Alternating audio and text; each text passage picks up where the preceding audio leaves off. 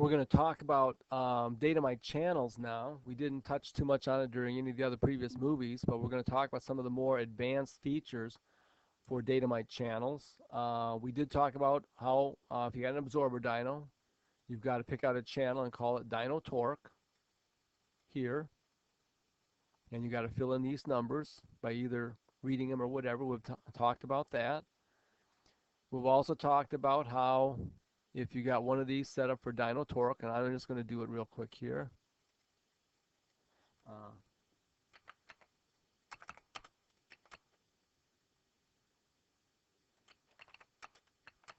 Basically, it's saying 0 foot-pounds is 0 volts, and 100 foot-pounds is 3 volts.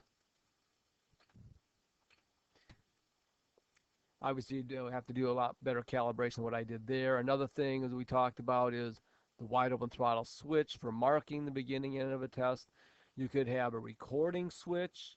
Instead of marking the beginning and end of a test, a recording switch would actually tell, instead of pressing the F1 key and the F2 key to start the recording, you'd use a recording switch to do that. And I'm going to turn it back to this. Another thing you may want, type in switch for the name. Turn it on here. Got to put a yes here for it to have any effect. Another thing that you might want to do is put in a pressure sensor. And we've got a lot of standard range pressure sensors already built in. So if you got a 500 psi pressure sensor, if you just click on that and type in a name of, well, let's not go 500. Let's go 250, and let's call that oil pressure.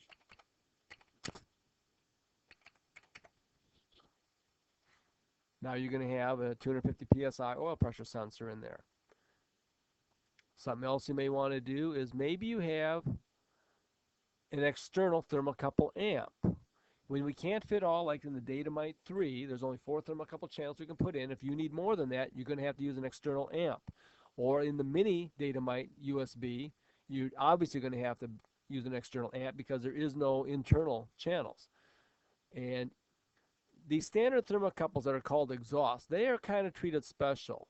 And if it's really not an exhaust thermocouple, you shouldn't be using these because they're treated a little different. You should just call it a standard thermocouple if you got some miscellaneous temperature. And you can call it exhaust number 4, but it's not going to be graphed or shown in the current readings on that. The gauge is on the right side, and there's some special graphs that we do on just exhaust thermocouple. So if it's not a true exhaust thermocouple, you may want to call it a miscellaneous thermocouple and put whatever name in there that you want. Now, if you pick a thermocouple,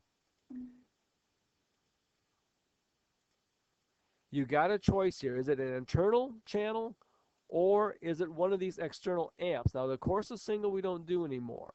This is also something that's been obsolete, but it's still needed in the software for the people who got the older systems. The dual compact is what most people on these USB systems are going to be using now. It's a 2-channel. It's basically a black cube, and that's what's used. That's what our current product line has. And then we have the quad, the 4-channel thermocouple amp like this. Get 4 channels in there. So if you do pick a thermocouple, you got to tell it what kind of amplifier are you using, and then you can give it some name. Maybe it's just something like that. And again, you got to turn it on. Another channel that you could want is one of our air-fuel systems, either the old single or dual channel without the gauge, or the new one with the gauge, which is actually cheaper.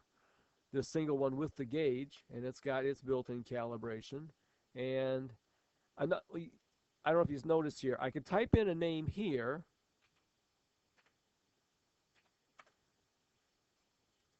or you can also type in a name by clicking here on the grid.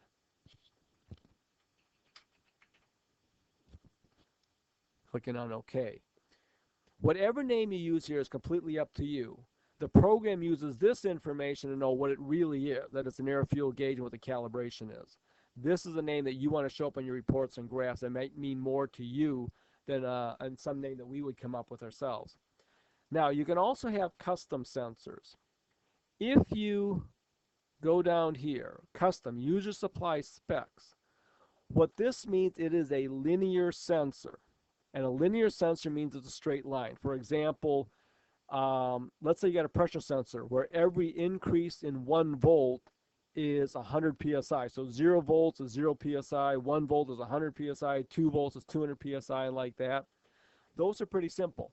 And if you had something like that, you could just type in 0 psi is 0 volts, and 200 psi is 2 volts. And then you could select over here pressure.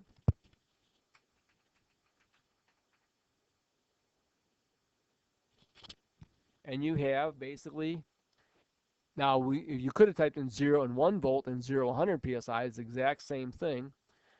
But you could do something like that. Or if you got what's called a nonlinear sensor, where maybe 0 is 0 psi,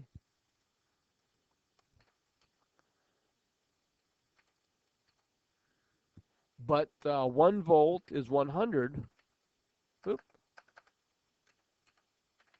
100 psi, but maybe 2 volts is 400 psi, and 3 volts, not 30 volts, 3 volts is 1200 psi. It might be something like that. And you can type that in and call that some other type of pressure sensor.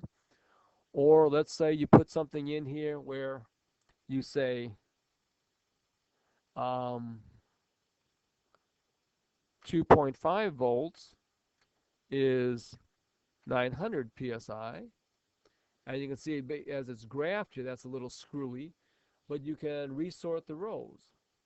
Or you can type in 3, click over here and have it read the data mite. Or you can insert a row above this. If you want to put in some other numbers here, you can delete a row. So anyway, there's a lot of little features down here with these buttons, so you can type in some kind of table of a nonlinear response curve. And if you click on Keep Specs, it'll load this calibration in. You can see it's a fairly complicated calibration, but that's a very valid calibration. Your RPM channels. RPMs don't require much calibration other than knowing how many pulses per revolution you're expecting. This dyno wheel happens to have 2 magnets on it. If you got a calibration for RPM that seems to be off, it's not going to be off a little bit. It's not going to be off, let's say 5%, where you would say, I think it's supposed to be reading 2,800 RPM, but it's reading 3,000. With the RPMs, they're off a lot, meaning I think it's supposed to be reading 3,000 RPM, but it's reading 1,500, half, or it's reading 6,000, double. And if you do get something like that, it's probably because you got the number of magnets wrong. Now, we let you put in a lot of different magnets, but I don't recommend doing it. I strongly recommend you don't do it. For certain applications, it might be important, but 99.9% of the time, you're going to want to put in typically 1 magnet. If you put in 2 magnets, you've got to make sure they're very evenly spaced or you're not going to get good data. So I'm going to cancel out of here. And for the engine RPM, with the Datamite 3, we have an option here. First off, you're going to say 1-cylinder 2-stroke, if it is 1-cylinder 2-stroke, or maybe it's a V8, it's an 8-cylinder 4-stroke. And for ignition, how many pulses do you want to use? Typically, you say, well, why not use all the pulses? Well, the reason you may not is because they're only separated by 90 degrees in this situation. And you can have a little bit of variation in the spacing of the ignition pulses that can make the RPM reading, because it's getting such a short window to look at, the RPM can be jumping around a lot.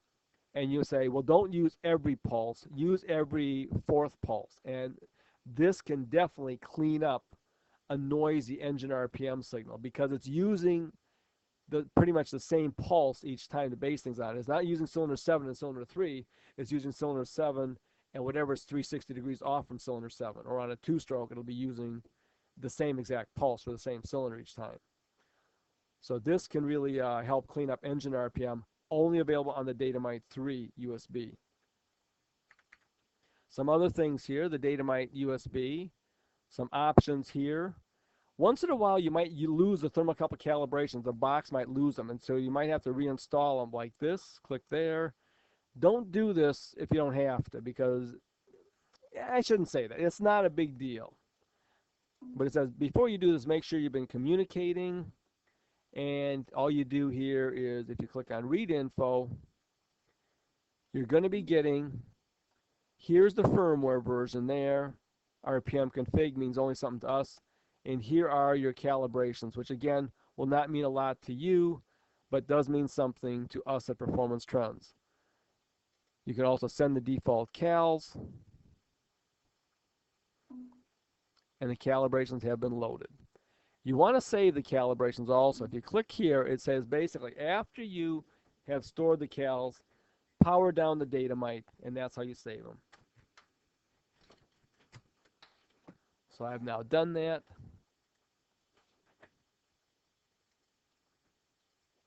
Another thing that you might want to do is you may want to use a fuel flow sensor.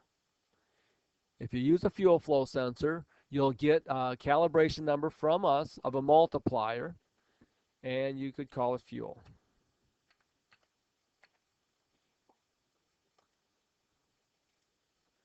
Fuel flow. And if he says fuel flow, what's going to be important now, we're going to save the changes. Yes.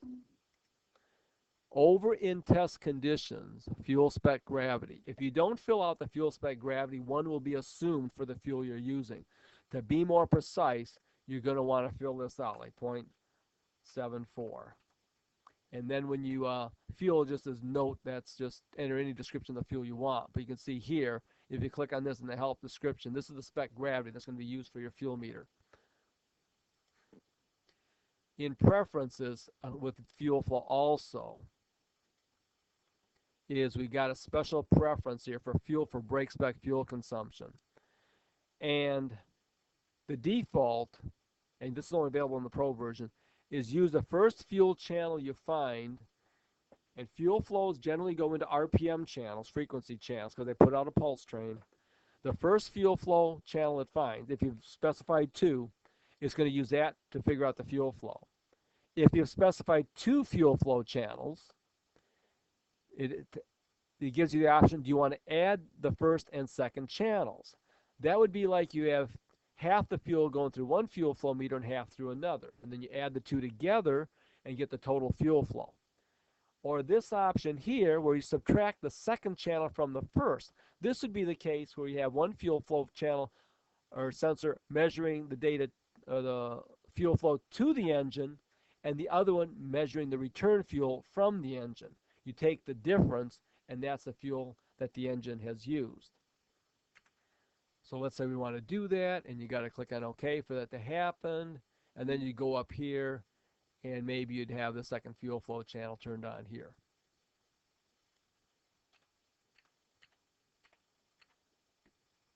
Something like that. But that gives you some idea of how to set up the various channels in your Datamite.